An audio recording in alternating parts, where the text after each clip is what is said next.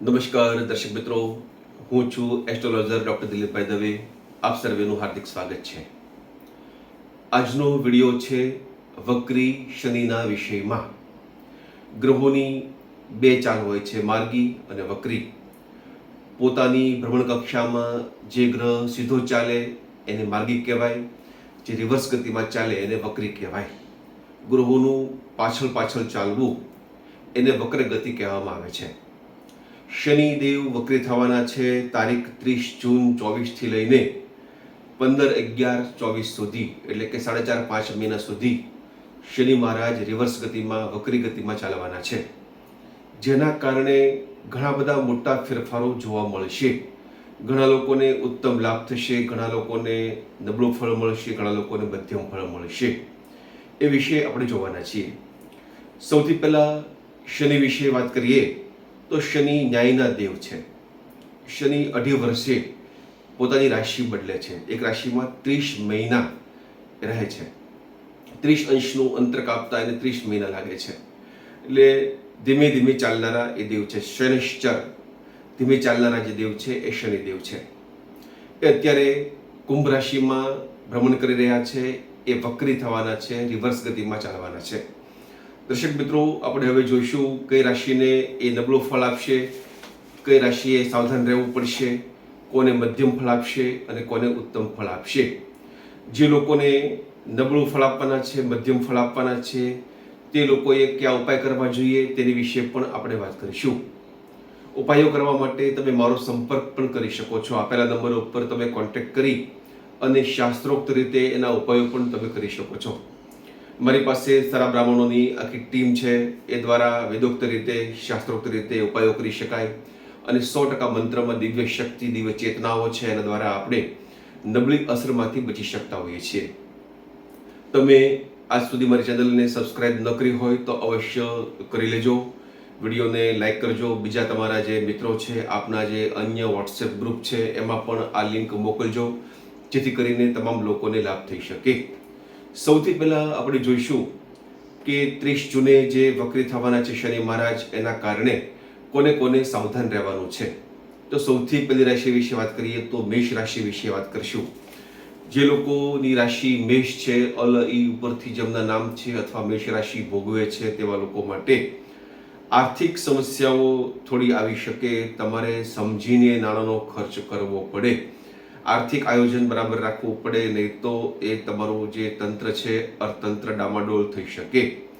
થોડા મતભેદો થઈ શકે કોઈની સાથે.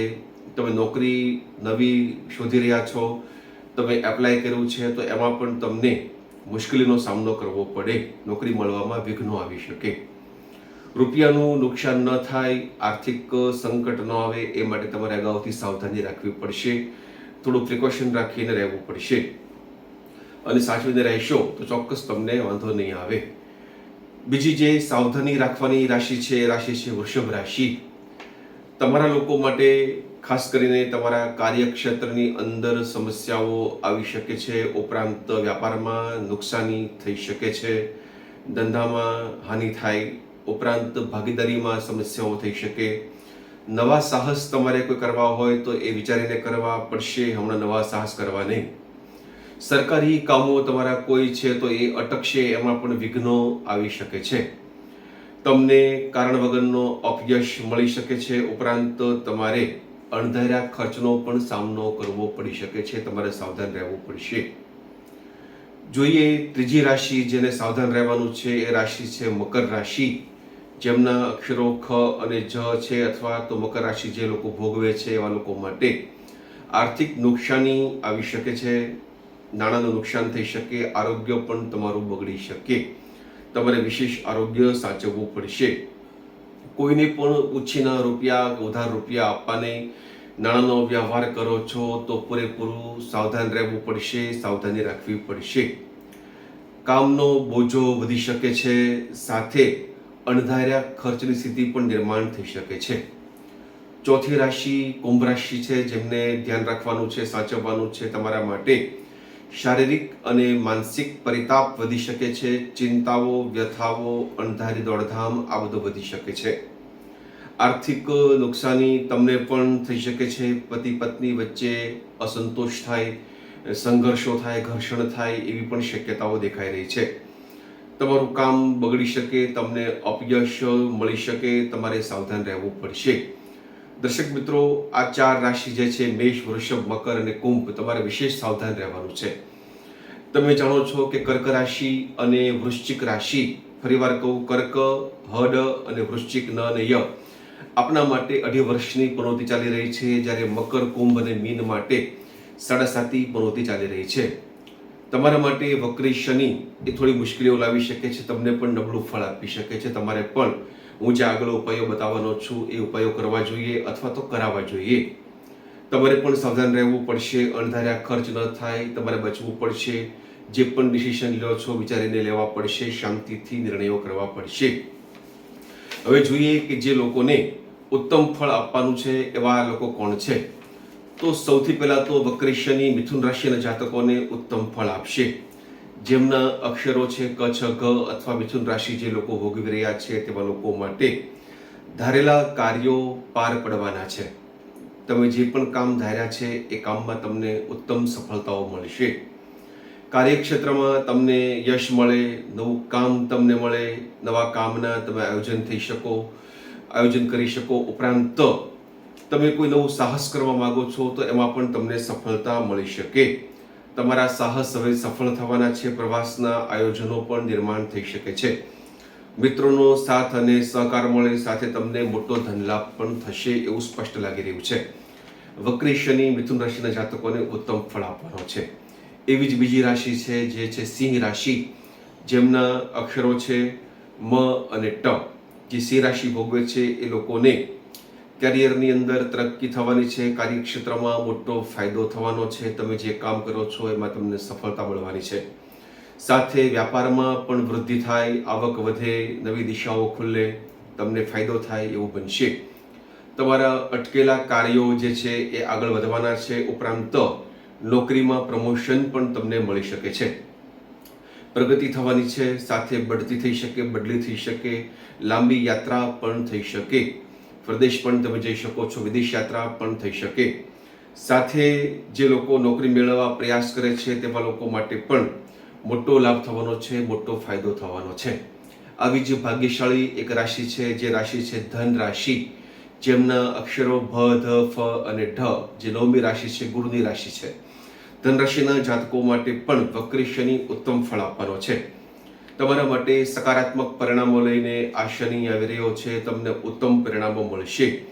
ધંધા અને વ્યવસાયમાં પ્રગતિના દ્વારો ખોલી આપશે. નવા સાહસો તમને સફળ કરશે. સરકારી ક્ષેત્રે પણ તમને ફાયદાઓ થઈ શકે છે. ઉપરાંત આર્થિક સ્થિતિ તમારી મજબૂત બનશે, તમને સારો એવો ફાયદો થશે. પારિવારિક લાભ મળી શકે છે. વિદેશ યાત્રાઓનું આયોજન થઈ શકે છે. વિદેશ યાત્રા તમે કરી શકો છો. ઉપરાંત અટકેલા કાર્યો તમારા આગળ વધશે.